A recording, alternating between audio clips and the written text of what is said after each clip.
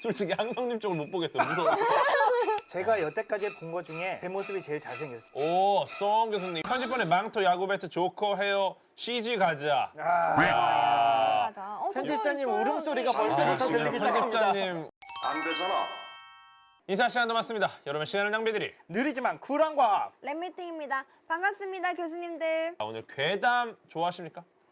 그럼요. 전 좋아합니다. 괴담, 이게 도시전설과의 차이를 혹시 아시나요? 도시전설은 딱 이렇고 괴담은 딱 이렇다 이렇게 구분할 수 있는 건 아닌데 그래도 굳이 구분하자면 약간 현실을 기반으로 한 게 도시전설, 약간 오컬트 느낌이 나는 게 괴담, 이런데 섞여 있기도 하다. 네, 이 말씀을 좀 드리고 싶고요. 이게 1945년 괴담하고 관련돼서 만든 방정식을 발표한 책입니다. 미국 사회심리학자 고든 올포드 그리고 리오 포스트먼, 이 두 분이 쓰신 일종의 책이거든요. 책의 어떤 챕터를 제가 발췌를 한 건데 이게 뭐가 나오냐면은 총 괴담, 이제 루머라고도 표현을 합니다. 이 괴담의 양을 이제 계산하는 방정식이 나오는데 I, 중요성, 그리고 애매함, A, 이 두 개의 이 상수의 곱으로 표현을 합니다. 괴담의 강도가. 이 중요성이라는 거는 개인들이 봤을 때 이게 얼마나 중요한 문제인가에 대한 거예요. 애매함은 뭐냐? 얼마나 증거가 모호한가. 증거가 모호할수록 좋은 건가요, 괴담이랑? 그러니까 되게 특이하죠. 이게 무슨 말이냐면 중요성과 애매함이라는 단어는 사실 굉장히 다른 느낌 아니겠습니까? 근데 중요성과 애매함이 결합해서 퍼지는 게 바로 이 루머, 괴담입니다. 그러니까 애매함이 커질수록 괴담이 커지고 중요성이 커질수록 괴담이 커지는 거죠. 그래서 예를 들어 굉장히 애매한 어떤 이야기예요. 정말 너무 애매한데 나랑 전혀 관련이 없어요. 그러면은 이제 괴담이 되기가 좀 힘든 거예요. 괴담 지수가 떨어지는 거야. 근데 만약에 애매함 수치가 0이다. 괴담은 사라집니다. 확실하면 괴담은 그렇죠. 없어진다. 0이 돼버리는 순간 이 괴담 지수가 빵이 돼버려요, 그냥. 네, 그래서 이 중요성과 애매함, 이 두 가지가 연결이 되는 게 괴담입니다. 그래서 괴담의 과학을 오늘은 괴담을 과학적으로 접근하는 쪽으로 한번 가보도록 하겠습니다. 먼저 괴담을 과학적으로 접근해 보려고 하는데 우선 괴담의 특징을 알아야 돼요. 이 괴담의 특징들을 분석을 한 다음에 괴담들의 파해법을 한번 제가 만들어 보겠습니다. 그래서 괴담의 특징, 날짜를 기반으로 한 괴담들이 있거든요. 보세요. 특정한 날짜가 방아쇠가 돼가지고 이상한 일이 벌어지도록 돼 있는 게 바로 이 날짜를 기반으로 한 괴담이다. 이게 무슨 말이냐면 명확한 인과관계가 없는 상태에서 네. 강제로 인과관계를 만들어내려고 한 거거든요. 마치 뭔가 있는 것처럼. 이것은 어떤 날만 벌어지는 일이다. 그게 대표적으로 다음 주 오시면요, 13일의 금요일입니다. 이게 처음 나오게 된 게 예수가 십자가형을 당한 날이 바로 13일의 금요일이었다. 그렇죠. 네, 그래서 13일의 금요일에는 안 좋은 일이 생기고 뭔가 무시무시한 현상이 일어난다. 뭐 이런 식으로 전개가 되는 거예요. 13일의 금요일과 관련해서 뭐가 있었냐면 바로 예루살렘 바이러스입니다. 굉장히 오래된 건데 CRT 모니터. 저게 일단 감염이 되잖아요. 감염이 돼서 바로 발동되는 게 아니야. 이게 괴담이랑 연결되면 어떻게 되느냐, 특정한 날짜에 이 트리거가 열립니다. 13일의 금요일 0시가 딱 되면 이제 삭제가 시작돼요. 이게 소프트웨어적인 방아쇠를 만든 거거든요. 그래서 이거를 특정한 날짜에 가동되도록 만들어 놓은 거다. 맞아요. 날짜를, 컴퓨터 날짜를 바꾸면 괜찮아요. 이 말은 뭐다? 이미 그거부터가 인간과 깨진 거야. 절대적이지 않은 거잖아요, 지금. 다행히 이게 도스에서만 작용을 합니다. 도스. 이제는 윈도우를 사용하고 이 예루살렘 바이러스는 도스에서만 가동이 되기 때문에 뭐 문제가 없다. 네. 네, 이렇게 말씀을 드리겠습니다. 날짜 기반. 이것은 뭐냐? 죽을 날짜에 대한 괴담입니다.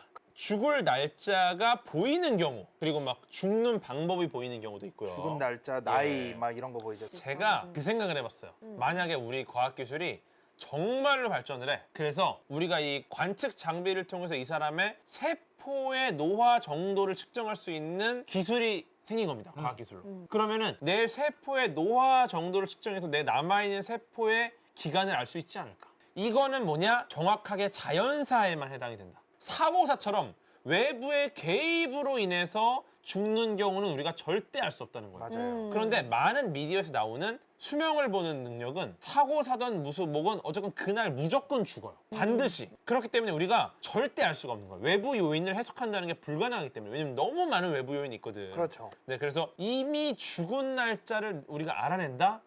절대적이라는 게 없어지는 겁니다. 이게 절대. 이렇게 되면 이미 이것은 법칙이 깨지는 거죠. 그렇죠. 그래서 외부의 개입까지 우리가 해석을 하기 위해서는 사실상 세상에 존재하는 모든 고전 역학적 확률을 전부 계산할 수 있어야 돼. 불가능합니다. 불가능할 것 예, 같아요. 불가능해요. 입자 하나하나 단위로 다 알아야 되고. 이런 게 있어요 또. 원하는 날짜에 누군가를 죽일 수 있는 경우. 네. 이게 이제 그렇죠. 데스노트라는 데스노트. 건데 죽이는 방법도 정하죠. 그렇죠. 죽는 날짜도 정하죠. 네. 그래서 원하는 날짜에 내가 원하는 방법으로 누굴 죽일 수 있잖아요. 근데 보세요. 데스노트는 그나마 과학적이다. 현실적이다. 왜냐? 네. 원하는 날짜, 원하는 시간에 원하는 방법으로 그 사람을 죽는 겁니다. 네. 내가 죽이러 가는 거죠. 그건. 그 방법으로.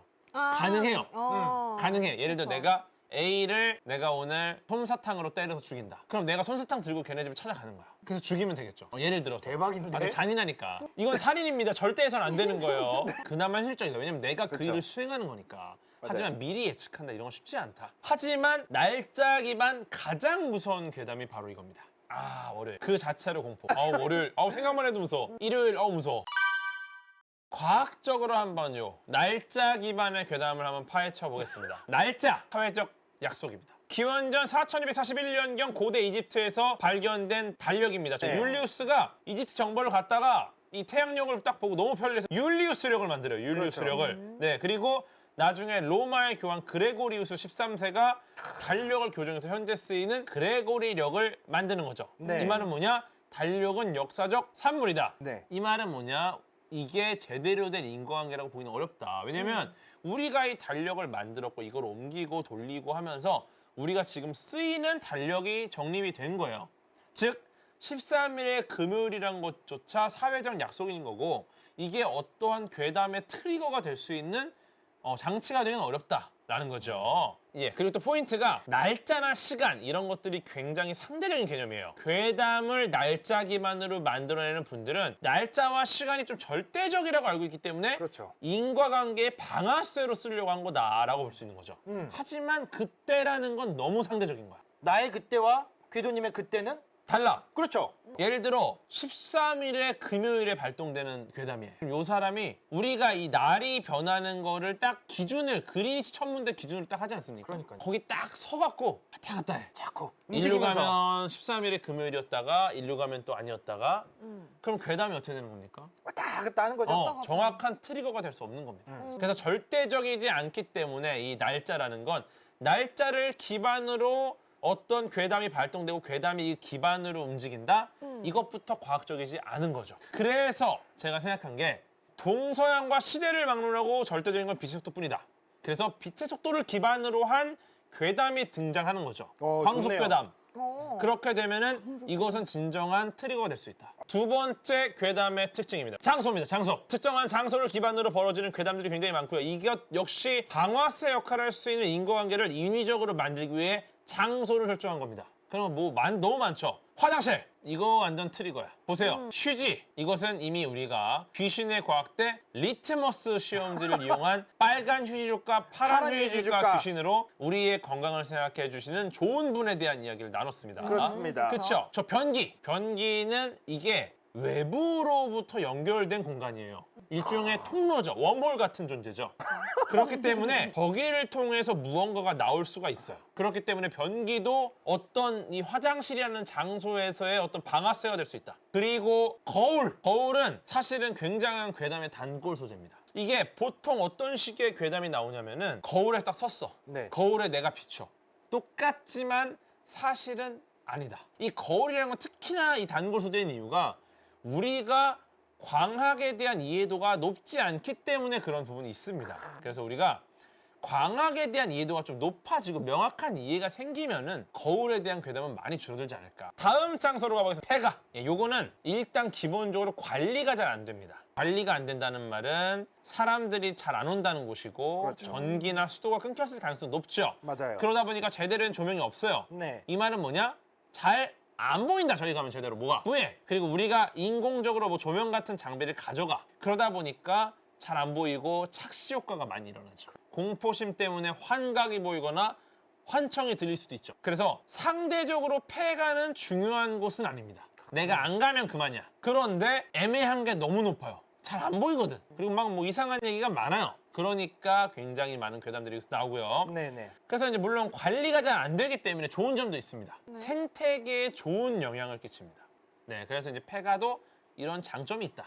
공동묘지로 갑니다. 이곳은 쉽게 말해서 모든 물질이 양자 상태로 돌아가는 곳이죠. 매우 자연스럽고 아늑한 곳일 수도 있습니다. 네. 하지만 역시 제대로 된 조명이 없습니다. 여러 가지 착시가 일어날 수 있고요. 그리고 어떻게 보면 죽음이라는 현상의 결과가 저곳에서 나타납니다. 그러면 죽음이라는 현상의 결과가 나타난다? 이 말은 뭐다? 역시나 공포심이 있을 수 있습니다.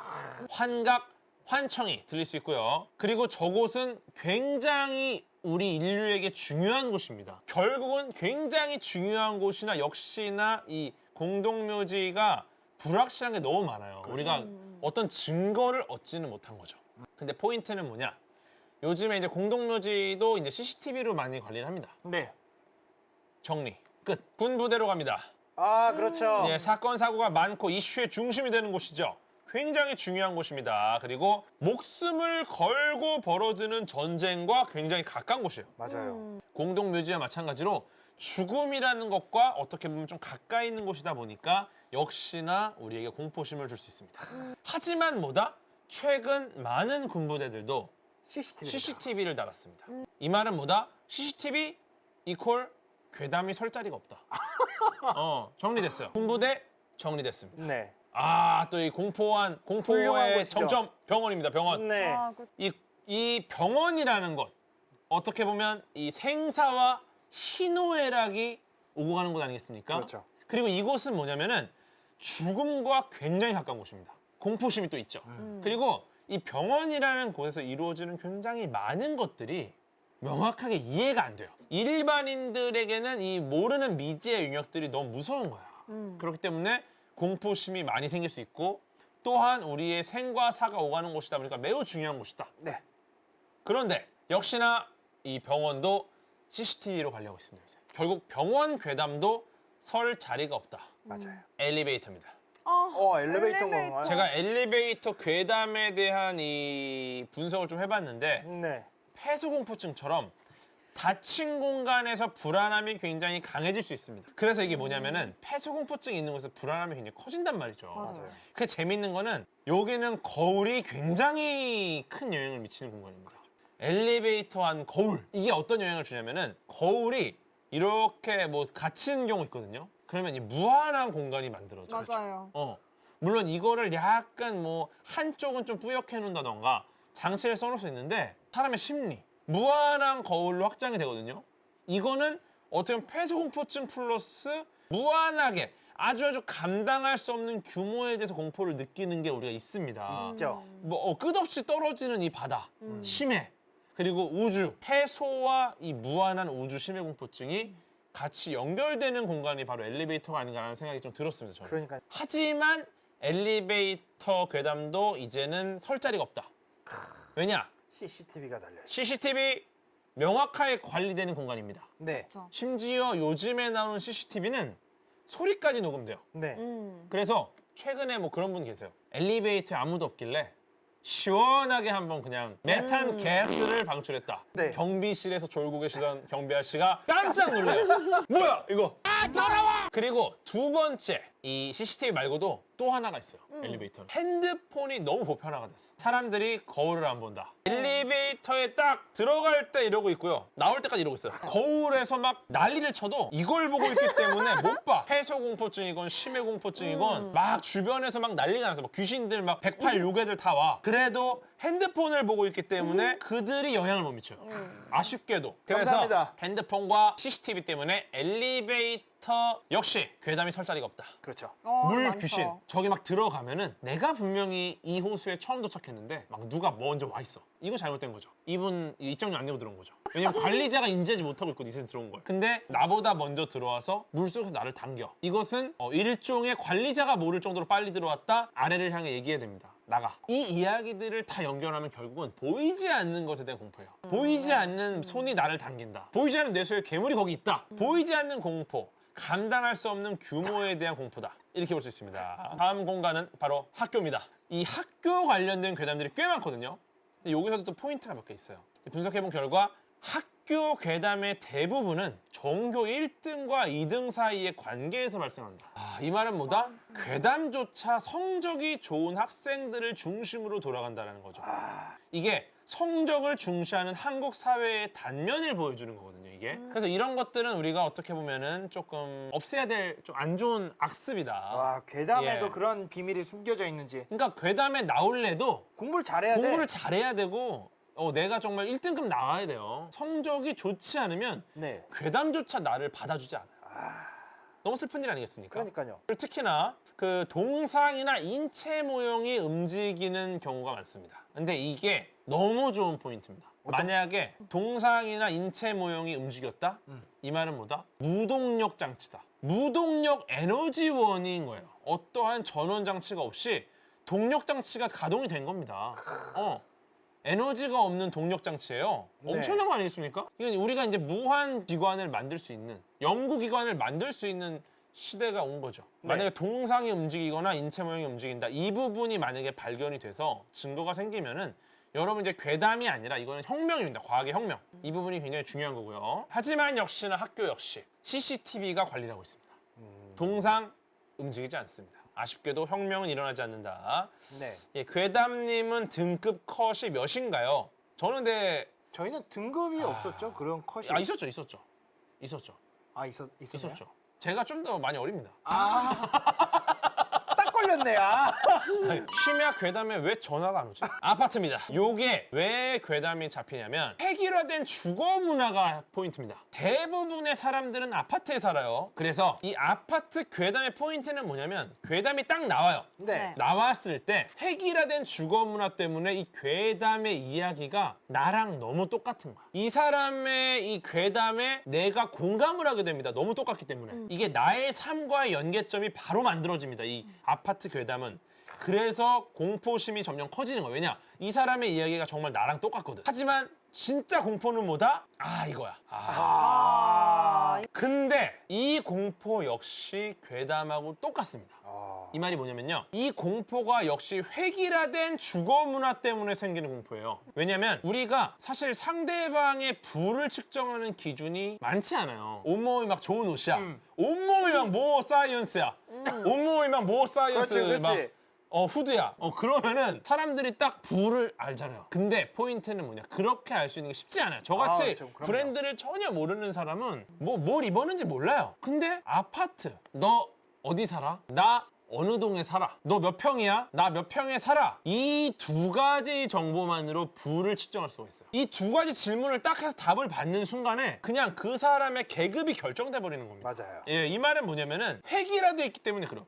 근데 외국은 상대적으로 이게 이 정도로 심하지 않아요. 그리고 부를 비교할 수 있고 쉽게 비교할 수 있다는 거는 경쟁을 부추길 수 있다. 즉 나만의 주거 공간이라서 중요한 게 아니라 그냥 나의 부를 과시하기 위한 수단이 될 수 있다는 거야, 아파트가. 맞아요. 그래서 지금 우리가 갖고 있는 문제는 사실 주거 공간이 아파트가 모자르다, 집값이 오른다가 아니라 왜 모든 사람이 똑같은 곳에 살고 있는가? 방식이 많이 달라지고 획일화된 아파트가 아니어야 됩니다. 그래야지 우리가 브랜드도 너무 획일화돼 있어 지금. 맞아요. 시공사에 따라서도 아파트 가격이 정해져 버리고 이런 것들을 넘어가야 어떻게 보면 우리가 이 집값에 대한 문제를 해결할 수 있지 않을까.